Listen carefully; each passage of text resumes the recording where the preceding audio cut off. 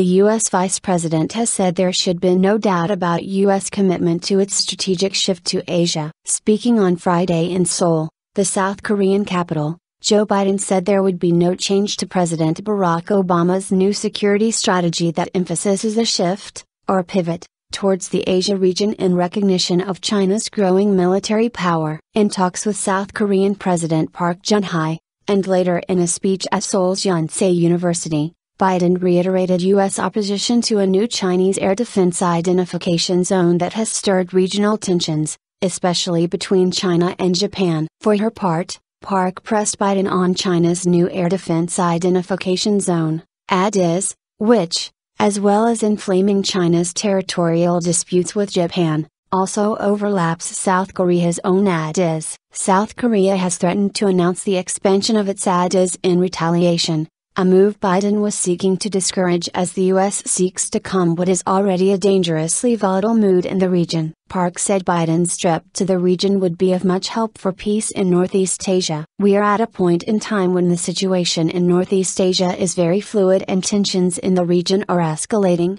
she said. Acknowledging the considerable apprehension caused by China's declaration, Biden stressed that the U.S. did not recognize the new zone. "America is a Pacific power, a resident Pacific power, and we are going nowhere." Nowhere, he said. Pivot to Asia reaffirmed. As the two leaders sat down for talks, Biden said, "I want to make one thing absolutely clear. President Obama's decision to rebalance to the Pacific Basin is not in question. The United States never says anything it does not do. It's never been a good bet to bet against America.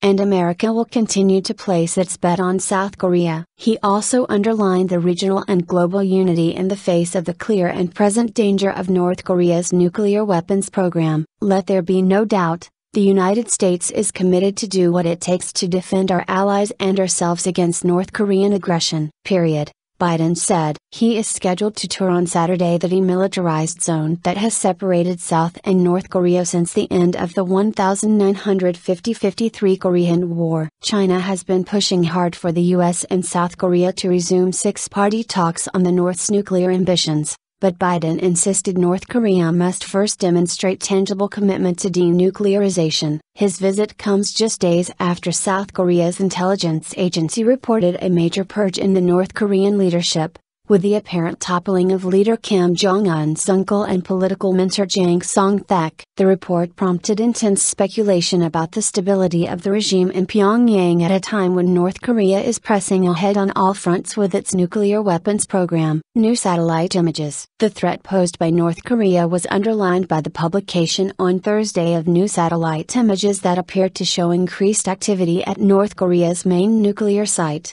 in line with the regime's vows to expand its weapons program. Seoul was Biden's last stop on a three-country Asia tour that has already taken him to Japan and China. However, as on his visits in Tokyo and Beijing, he stopped short of demanding that China rescind its decision. While reassuring South Korea of U.S. support, Biden's university speech clearly underscored U.S. desire for the country to pursue better relations with Japan. As the battle for influence in Asia between China and the U.S. heats up, the U.S. wants its two main military allies in the region on board and undivided. But South Korea and Japan are going through one of their regular diplomatic freezes, with Park refusing to even talk to Shinzo Abe, the Japanese PM, until his country apologizes for a host of historical grievances related to Japan's 1910-45 rule over the Korean peninsula.